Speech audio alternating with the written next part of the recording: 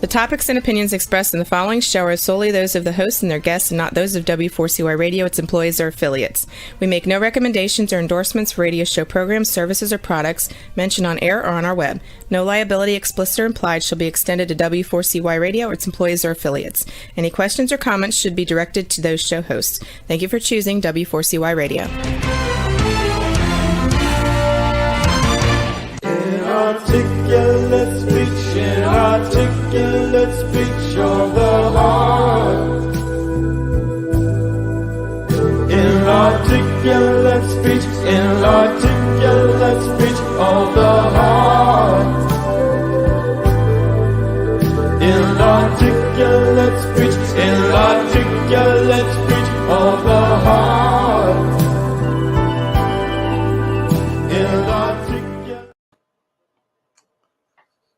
Hello and welcome to It's Your Voice, the show that hosts enriching conversations in diversity. My name is Calvin Handy, and I am standing in for Bahia Yatsan today. Today, our show is called the award-winning Sacramento Observer newspaper, Living Black History. And my guest, whom I'll bring on shortly, is publisher and president of the Sacramento Observer, Larry Lee Jr. If you happen to be passing a small building on the corner of 21st and X Streets in Sacramento in November of 1962, I was around then, you may have heard the slow peck of a typewriter or the chatter of a few dedicated individuals as they struck stamps to the outside of an unusual 4-page newspaper.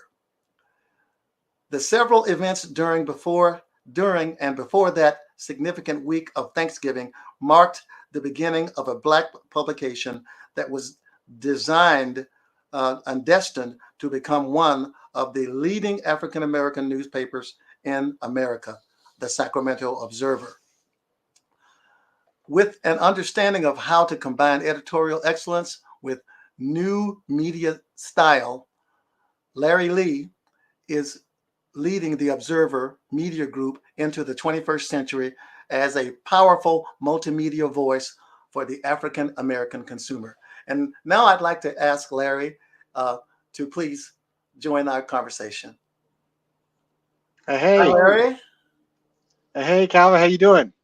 Well, I'm doing pretty good here. I know I'm feeling good because I have an extraordinary honor today and pleasure to talk about the work that you and your family, your mom and your dad, and all of you have done to bring the Sacramento Observer to such prominence until, as you know, and we all know, it is now through awards and lots of other processes, the #1 American newspaper, Black American newspaper in America.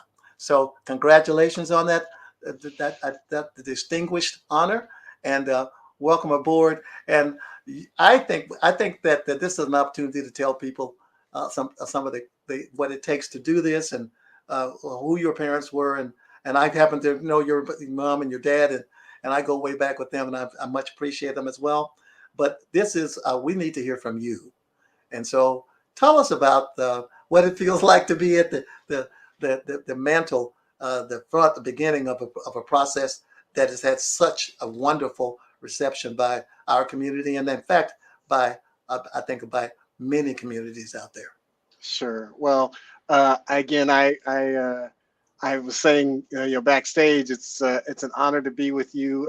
This is a couple weeks that I've been able to share the screen with you, so I appreciate the invitation, and I appreciate shedding some light on some of the work that we've been doing over the years. To very simply answer the question about what does it feel like to be at the beginning, the truth is I wasn't at the beginning. The Observer is older than I am. As you mentioned, it started in November of 1962 by 3 gentlemen: my dad, Dr. William H. Lee, Gino Gladden, and John Cole. And the 3 of them started the paper after first initially trying to purchase, or really purchasing the Sacramento Outlook, which preceded the Observer. The Outlook was a African American newspaper that was more of kind of a religious type of publication, even though it did do some local community things, but it wasn't a regularly published newspaper, kind of a general circulation. And my dad was part of a group of 6 others that purchased the Outlook. They did, I think, one publication together and realized very quickly what they all got into. So it turned out, it whittled down to just 3. And then those 3 stuck around for a short period of time. There was the unfortunate passing of Gino Gladden, who passed relatively young and unexpectedly. And then John Cole, who really just passed away in the last, I think, 16 months or so. And he was, at the time of his passing, I think he was 104. And so, and if you knew John Cole, he was a serial entrepreneur. And so he didn't stick around in the newspaper business very long. He had Cole's Records, which was a big record store here in Sacramento in the 60s. And so the responsibility of the Observer fell on the shoulders of my dad and the family. My mom, who also, I say they both were called to run the paper, because they did it admirably for nearly 50 years, the 2 of them.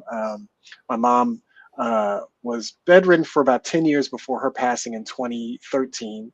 And my dad was the publisher for 52 years, longer than anyone else in California's history, black, white, or otherwise. So he had a long, distinguished career and was considered by many as the dean of the black press of the West.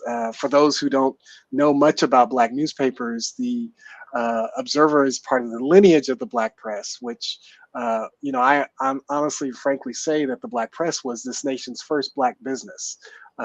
Its history goes back to 1827 by John Rushworm and Samuel Cornish, starting Freedom's Journal.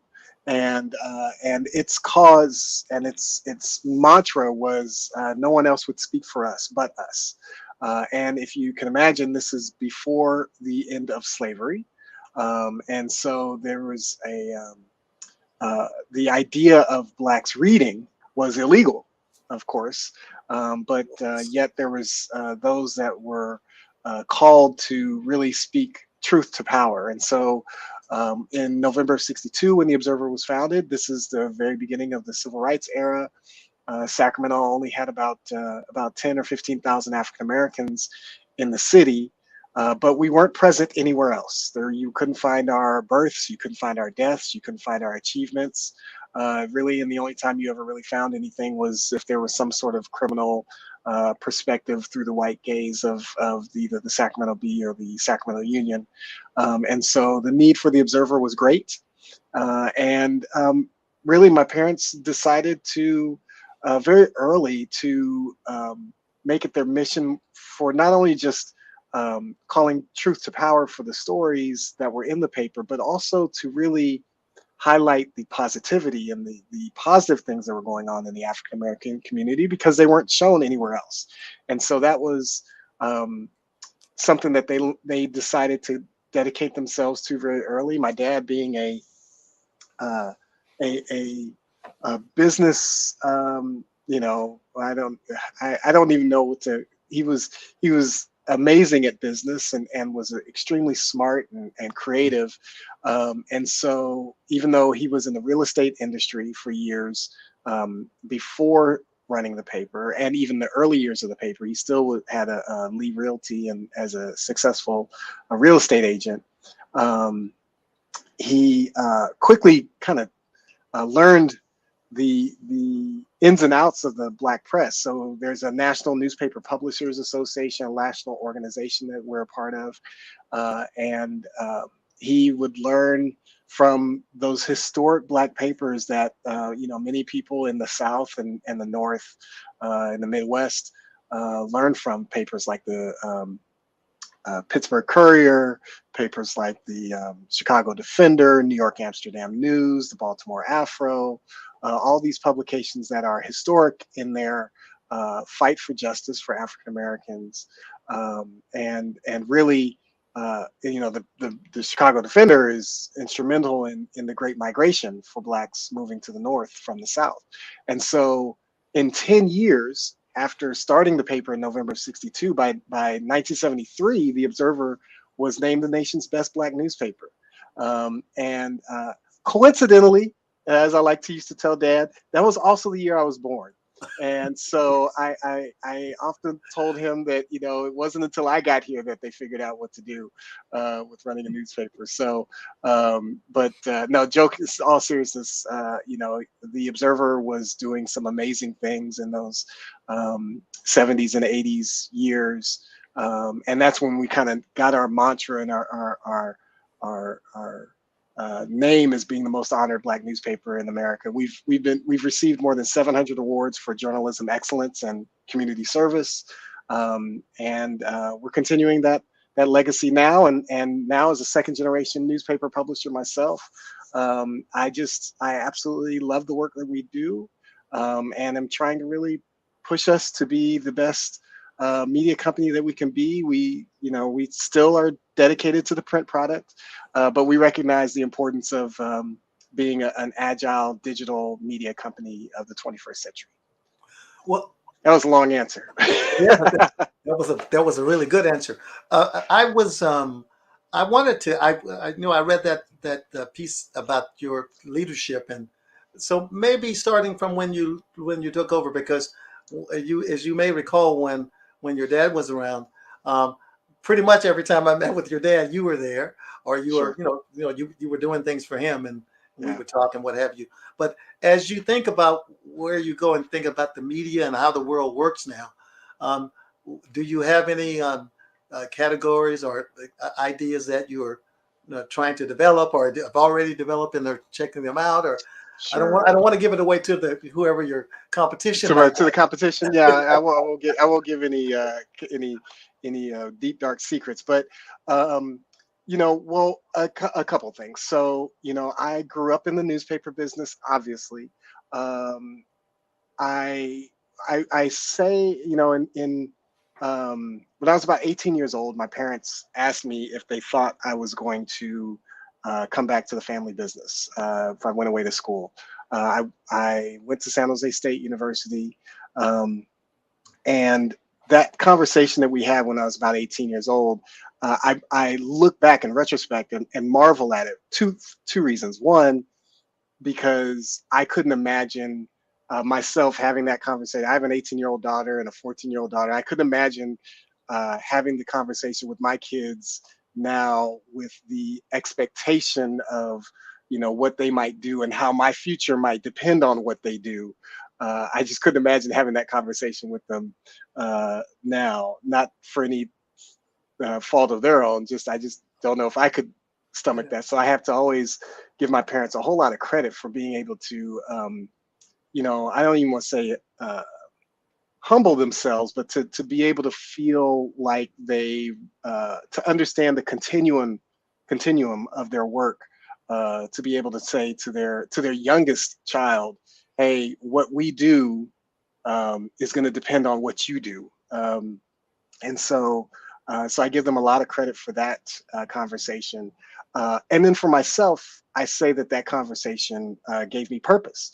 And that was quite a gift, because when I got to college, I knew what I was going to do when I got out of college. I knew, that what I was going to learn in college and during those years of, kind of that exploration of those years, that those were going to be years that I was going to learn and try to apply them to what I was going to be doing moving forward.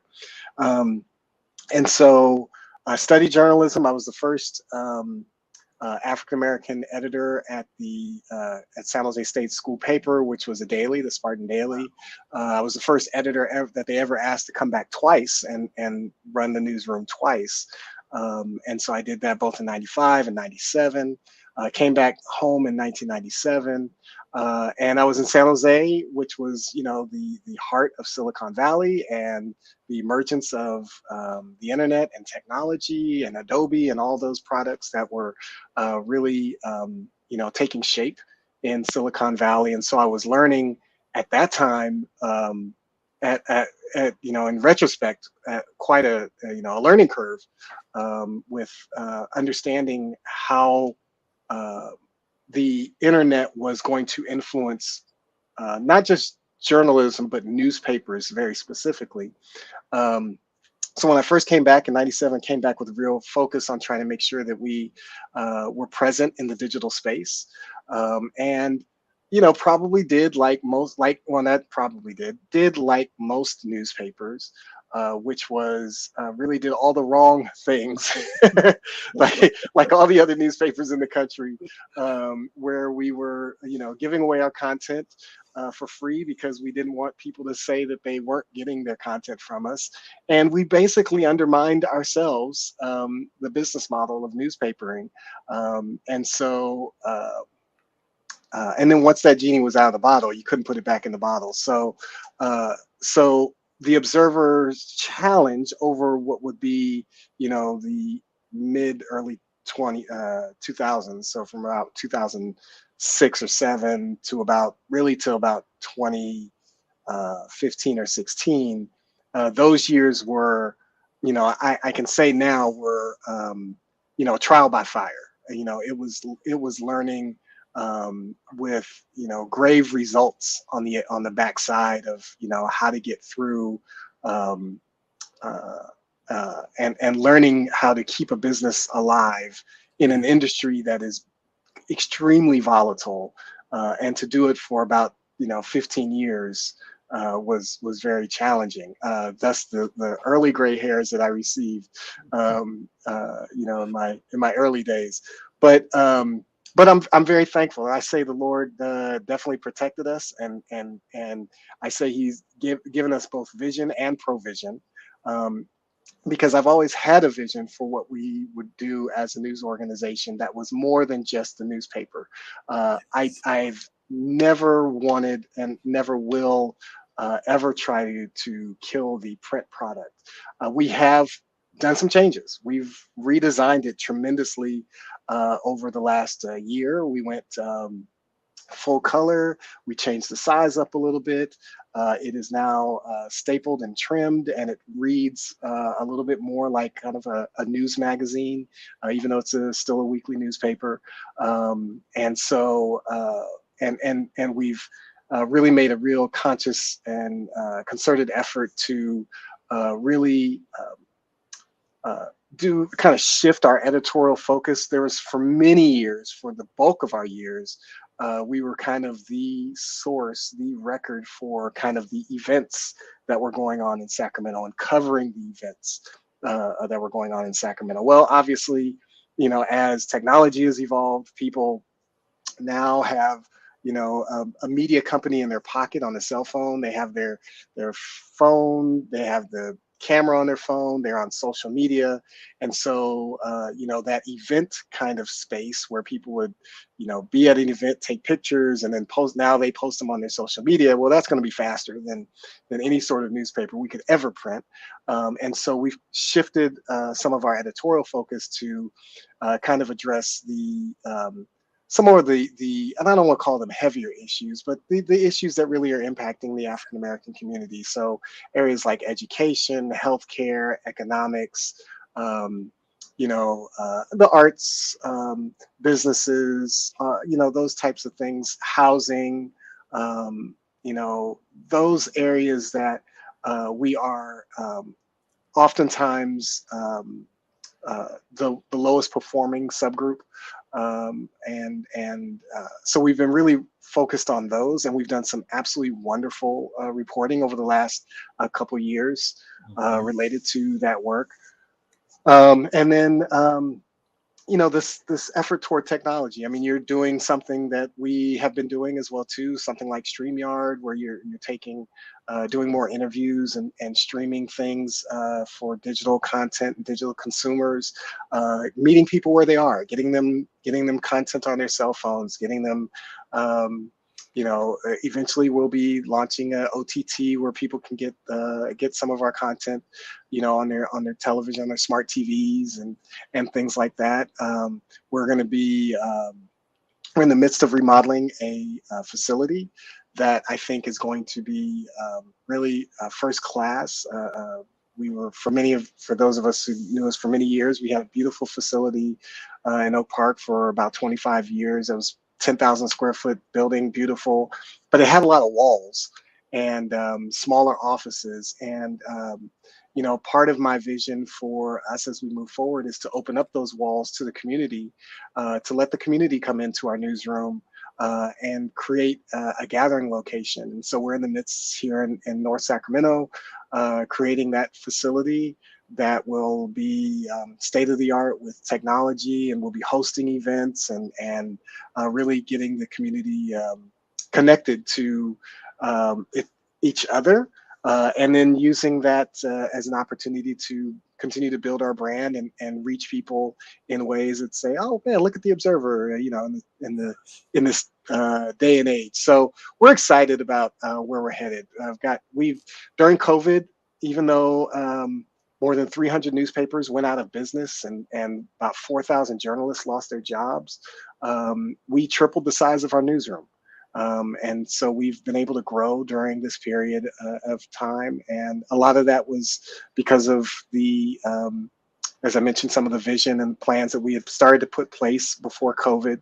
But COVID kind of reinforced the importance of, the Observer, not just COVID, but, the year of 2020 with, COVID and the the killing of George Floyd, the crazy political climate, the challenging environmental issues that we were facing as a community with the wildfires and things like that. So, we've been really, I think, well positioned. I say we're ordained for this moment, and we are 60 years strong, with looking to do another 60.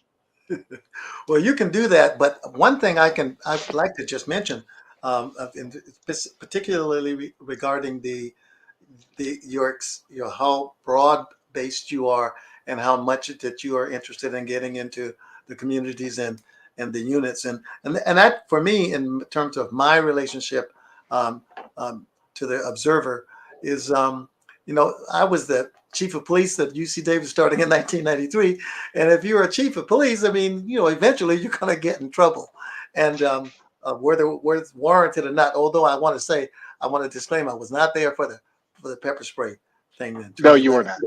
I was, but one thing I really admired and had not seen really at this level was your dad, in terms of giving me what from the journalistic perspective, whatever platform, however I needed to communicate or wanted to communicate or be a part of the community, both in good news, in between news, and news that's not so good. And sure. I had a lot of experience when I was at Berkeley working with media folk, and I can say categorically, I have never seen a media outlet with I think the talent, I think the willpower, I think the mission and the vision to be there for a community that sorely and deeply needs it. So I just wanted to add myself to that chorus. I mean, I think I've done that several times with your dad. Sure. I think it's just a remarkable phenomenon, and I think a part of that, it's got to be why I think you guys did so well during the COVID and everything else that happened. But it's a real living, live entity. And I've had your journalist people, like two at a time or whatever, like come to my office and ask out stuff or ask questions or talk about things we were promoting or new ideas or anything like that. And so I thought that singularly made the Sacramento Observer one of the. I mean, I hope you have a large trophy room because you have done, you and your father and this the whole enterprise of the Sacramento Observer is an extraordinary experience. I really appreciate it. And that means a lot. I think, there is definitely something in our DNA Yes. that I think is unique. I often marveled at the way my parents were servant. We talk about servant leadership. That's what they were. And so, and I learned. Say I learned from the best because there wasn't. There's lots of people who know how to tear down. There's lots of people who know how to get upset and bang tables and complain about things. There's not a lot of people who know how to build and build in a way that is sustainable, build in a way that is inclusive, thoughtful, and I think that that's one of the hallmarks that both of my parents uh, did for years, and it's one of the things that I've tried to learn and tried to emulate as well too. I don't do it as there'll never be another Bill Lee, never be another Catherine Lee. That's for sure. But I feel like I'm very aware and sensitive to the conditions of African Americans, and also understand the opportunities that lie before us. There are lots of obstacles. There's lots of disparities. There's lots of areas where we don't have opportunities. And I think part of our role, the observer's role, is to shine a light on what those disparities look like, what are the opportunities, and then help our community take advantage of those opportunities, and then lift those up and let those serve as examples for others to follow. Excellent. The one question that I remember there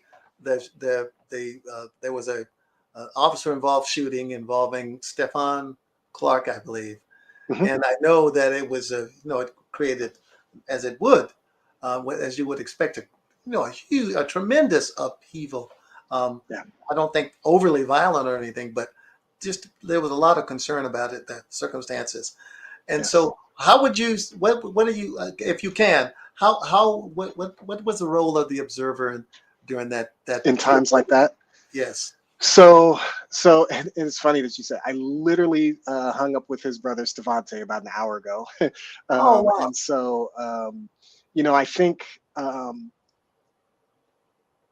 I think if you were to ask us what um, our role is to help turn that pain into progress, because at that point the pain is already done. Yes. Um, and I know we all wish Stephon Clark was here today. I didn't know him before, but I know the family since. The Observer named the family our Persons of the Year in 2018, Wow. and because of the grace, the courage, the leadership that they showed as a family. Everyone from Stevante, who was, quite, um, the media, mainstream media, took a lot of his actually during the traumatic, right immediately following the traumatic killing of his brother, and used that as kind of a, kind of a, they did what they do. They did what mainstream media does, which is, kind of use those outlandish moments as an example of something that they think is reflective or representative of our community. We, the Observer, knew that he was going through a traumatic time, and tried to report during that time that that was what he was facing and what he was going through and what the family was going through. Um, we also obviously are extremely, take with great responsibility the need to uh, help the community voice its concerns and its needs. And so when you've got community that's calling out for change, calling out for reform, calling out to ask for these things to stop, we've got to help, articulate that to not only those in our own community that may not have had that same lived experience, but then those outside of our communities as well too, so they can understand, what we're dealing with. And so I think that those are some of, I think some unique examples of how the Black press and the Observer in particular, has played a role. Definitely calling for change. Definitely trying to take that pain and that passion and move it into purpose. And then, like I said, then highlighting, what have become leaders and warriors in our community in like naming the family the persons of the year. That's not something you're going to get out in newsrooms outside of the Observer. No way. That's unique to us, right? Exactly. Thinking on that that kind of response, and that's what my observations were of also of the Observer. But I wanted to share that with a larger audience. But I feel as though you have a special mold or a special model, and your dad and you. I mean, you're just bigger than the news per se. And I mean, now, if there's some big news out there, but I'm talking about the day to day, how the world turns. I think that you guys have something to offer, and I'm hoping that you're thinking about training and developing your own journalists and giving youth, particularly Black youth, an opportunity to learn from what the Sacramento Observer has created here that can affect the whole nation. So is that like close to the ballpark? Or? Well, I think to your point, one of the things that that we've always done, but I think we're even doing better now than we've ever done, is being less reactionary to the news, right? I mean, we're in a world where it's 24-hour news cycle. People have, like I said, they've got media companies in their pocket. They get their feeds and they see, there's 24/7 is that's an understatement of how often you can get news. It's literally every minute of the day. You can be exposed to news, and some of it is, accurate. Some of it is misinformation. Some of it is opinions. And some of it is just flat out garbage that that they consume. And I think that what we've done, and I have to applaud my staff. I mean, like as I said, we went triple the size of our newsroom. So from our editors all the way through the entire reporting team and photographers, designers, our commitment to not being reactionary to that news and really staying very focused on local stories that impact our local community. We feel like week in and week out, if you pick up the Observer, the first thing, you're not likely to see any of the stories that we're doing anywhere else. Yeah. You're just not. I mean, sure, you're going to have some of those moments. Unfortunately, we had Tyree Nichols killing, a couple weeks ago. And so you have those kinds of news stories where it's responsible to make sure that you're documenting these other kinds of things. But in the same issue that we are doing, that we had a feature from a local pastor about her prayers for the community, her prayers for Sacramento. And not in reaction. This was something we started, in December, and so it wasn't a reaction to the Tyree Nichols thing, but it's in fullness of the African American experience that I think again is not reactionary to the news, but it is telling and it is articulating the experience of African Americans and how and what motivates us and what can keep us getting up every day in spite of the challenges that are facing us as a community. To your point about helping to train, kind of the next generation of journalists, we hired three, early career journalists last year into our newsroom, and are training them on kind of the work that we do. They've been exceptional. We've been very excited with the work that they've done over the last 6 or 7 months or so. We probably will bring on 2 or 3 others here this year. We are working with some other programs that are taking high school age journalists and trying to teach them how to do responsible reporting. We'll be working. We're in very early discussions with the Fortune School of Education about helping them with a junior journalism program as well too. And these things, they don't necessarily always turn into journalists in our newsroom, but what journalism does, and again from the perspective of the Black press, is what it does is it does teach you. There's some things that will never go out of style. Reading and writing will never go out of style. It doesn't matter what time of the world we're in.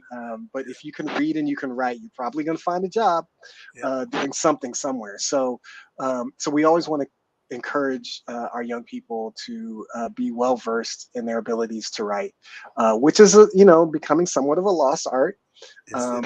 In this era of phone texting and autofill and short SMS messages and social media and the like. So we want to encourage that, but it also I'm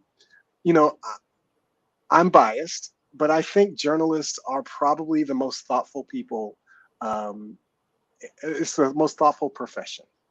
And I know that there are other great professions: attorneys, doctors, lawyers, law enforcement officials, peace officers, and the like. But the need for, because what happens with journalism, particularly local journalism, is you're responsible to that community that you're covering, and so you can't say something false about those people, because you got to see them in the eye. You got to look them in the eye, the next week or the next day or within a few months. So, we feel like it is an extremely noble profession, and the opportunity to be able to tell truth is something that we're charged with. I hate those that have taken advantage of this profession and tried to make it something that it isn't. But we think that our goal is to continue to help build truth tellers. So we're going to continue doing that for sure.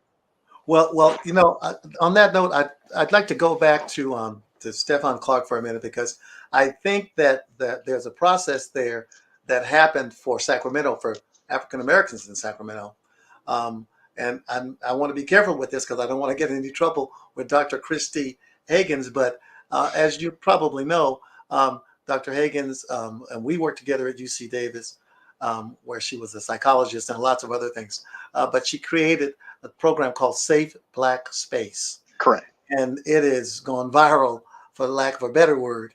And it is so needed. But the reason that I mention it in our conversation here is because the model of the bee being so, having been around 50 plus years, I think that it's just a model that when you look around and start thinking, what do we do about what X or whatever that would happen to be? I think one of the things that happens is that, and I know it did for Dr. Higgins, is that she really felt the need for Black Sacramentans to have some place to feel safe. And I think, I'm not saying that there's a direct connection, but I think in the issue of supporting and doing for African Americans, I think the Observer is an incentive, or creates an incentive that lets people know that they can do whatever they want to do. And I want to be very clear here. Dr. Higgins did this all herself. It's become, all the rage and all of that. But I do think that the model of the bee going back so many 1962 and coming forward to excellence You said now. the B, you mean the Observer? I meant I'm sorry. You said the B the first time. I thought you were talking about the B, but you were talking about us. Go ahead. I'm That's sorry fine. about that because That's I've all had right. more interactions That's with all the right. bee, but I mean the observer. And so I just wanted to say that. I don't know if that rings any bells or that feels like anything. And certainly I'm not trying to invade anything that the Christy Higgins is doing.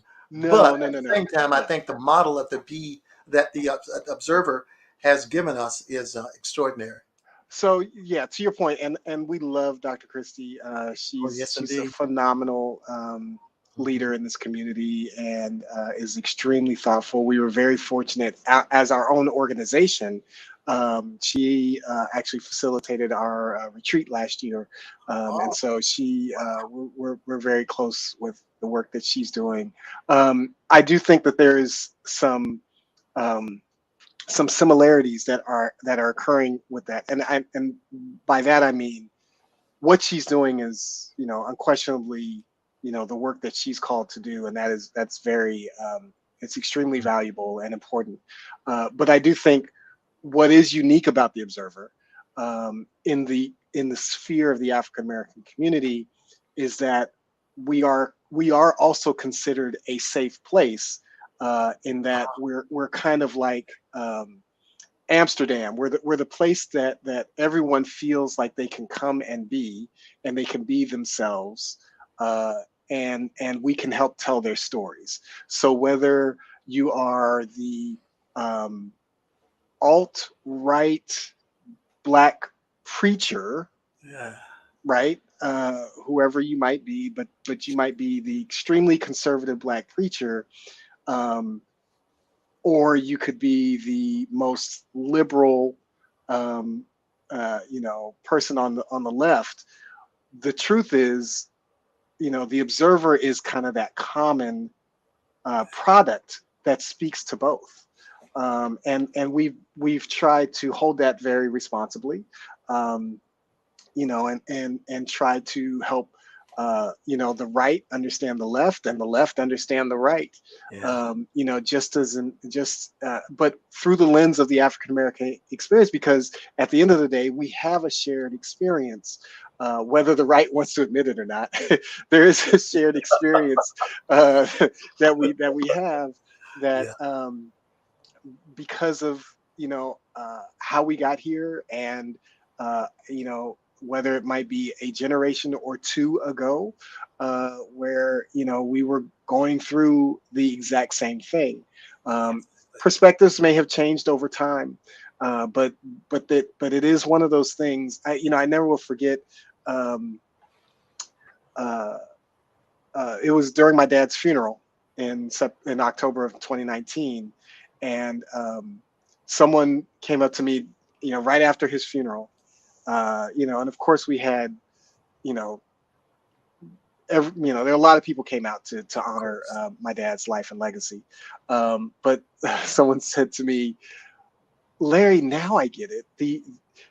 Your dad and you and the Observer pull black people together in ways that no one else can. There's no one else can, because everyone has their own little factions and silos, and this person over here doesn't like this person over here or something like that. But the Observer doesn't necessarily subscribe to any of that. We're just here trying to do and serve.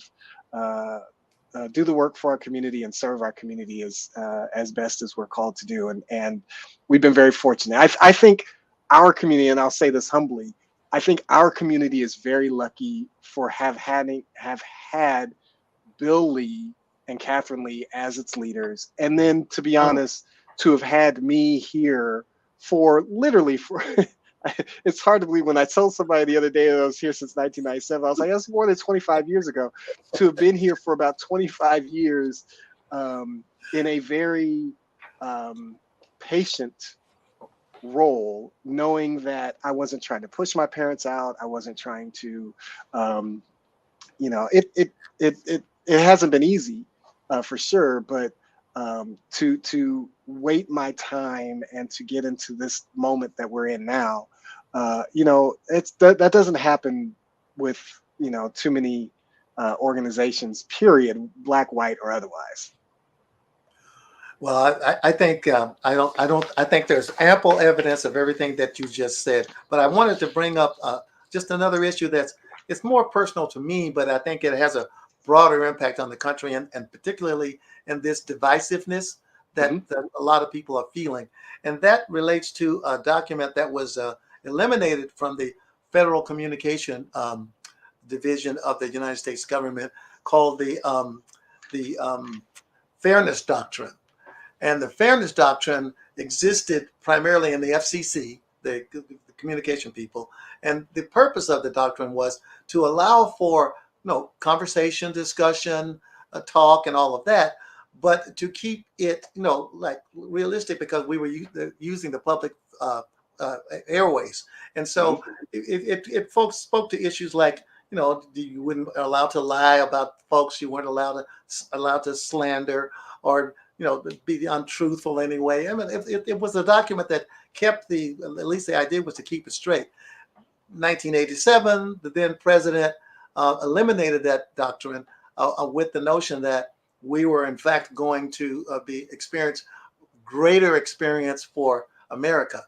Instead, what I think has happened with this doctrine is that it has freed people to carry opinions and ideas, and you have a difficult time telling the truth from something that's untrue. And there's a lot of stories with it, and I've begun to see some journalists are starting to write about it, that's having an effect on our body politic as well as the overall well-being of the community. Now, I was just going to ask, and I don't expect that you have had any direct experience with that, but do you see and feel that same kind of effect in terms of the things that you do, in terms of what we get, and how we don't know what the truth is almost in some instances? Yeah, I mean, and I'll be quick because I know we're close on time, but if January 6th didn't teach us anything, disinformation and misinformation can literally topple a nation. And that's why when I talk about the work that we do, you've heard me say on several occasions about being responsible with what we do and what we have and with the craft that we are in charge of, because it's the fourth estate, and so misinformation can literally destroy the government. Right. And I hope that we as a country can learn and understand that. So much of this, there was a report that came out, now I'm trying to be quick. There was a report that came out that said in 2020, all of the disinformation that was on social media and in the airwaves in 2020 came literally from 15 sources. Wow. 15 sources. Wow. And it, and it turned into, obviously January 6th and everything that ensued there. So, I don't know how to put the genie back in the bottle. Yeah. But we've got to do something. I contend that it means people need to pay attention to local news. If they focus in on local news and shut out the national noise, they'll be better off, because that's where you can affect change anyway. And so I'm a big fan of local news, and that's where I'll die. Well, not soon, I hope. No, let's hope not. And I'm really feel a sense of safety and just the reality of living today, because I know that with politically there's a long game going out there and all of that, but I think that to hear you say what you've just said, and then I've heard one or two other journalists, it's not a very fast moving issue, but I've seen them start to say, we're noticing that we believe that the way people are allowed to do this. I mean, we have a guy sitting in the Congress, right? I think that has got all this, he told all these what people are calling lies. Lies. But what I really like about it is that the media, I'll say, or the press, or whichever is more appropriate, are I mean, I know there's a sensational aspect of it, but they are in a dedicated way. They're using straightforward language, and they're calling this situation what it is. And I think that as much as I don't appreciate what happened, I think that to see the response is a good thing, and maybe we can build on it to keep our country from being so divided. I hope so. Yeah, as I do as well. So I think we're close to the showtime. I think we have 2 minutes left. So I would like to now offer you, Larry, the opportunity for any kind of a closing statement or anything you would like to say before we depart. Again, thank you, Calvin. It's always good to talk to you. I think we probably could have had this conversation whether or not the mics and the cameras were on at all or not. Exactly. But you know, I'm just know that we're in a very special time. You can you can observe the work that we're doing at the Observer every week, every day, online at sacobserver.com. There you can donate to the work that we're doing. We are a for-profit, so it's not a tax-deductible donation, but you can support the work that we're doing. You can subscribe to the print product. You can subscribe to our newsletter. You can follow us on social media. You know, there's just lots of ways that you can support us. We are in our 60th anniversary year. We will have a big gala later on this year to celebrate because we've got a lot to celebrate. And so we're very thankful. And so we're going to continue the work that we've been called to do, and I'll do it as long as I can. Well, first of all, I hope I get invited to the celebration. But Yes, sir. but I wanted to say, Larry, that what you and your family have created is truly a marvel. But beyond that, it is a way for a people to be expressive and to understand and to communicate and to work and love and be together. And so for that, I don't think any kind of form of things that we could ever generate would be sufficient. But we do much appreciate this. And it's been a pleasure to be with you on board the show this evening. Thank you very much. Thank you, Calvin. It was my pleasure. All right. Well, we'll see you again soon. And I want to just say again, folks, that this was Larry Lee, the publisher and president of the Sacramento Observer, an organization that's been around since 1962, and maybe they have quadrupled that much time and I think resources available for the future and for our community here in Sacramento to make it a good place for everyone to be. Thank you so much, Larry. Thank you. All right. Okay, folks. Well, that's the show for tonight, and we will be moving on. And I would imagine that fairly soon that Bahia will be back, and try to straighten out the mess that I've probably created. But by using that calling it the Sacramento Bee, that was definitely a slip of the tongue. So thank you all, and we will see you again. Someone will see you again on next Wednesday when he is back, or when another person's going to be here. So thank you very much, and we're going to close out now.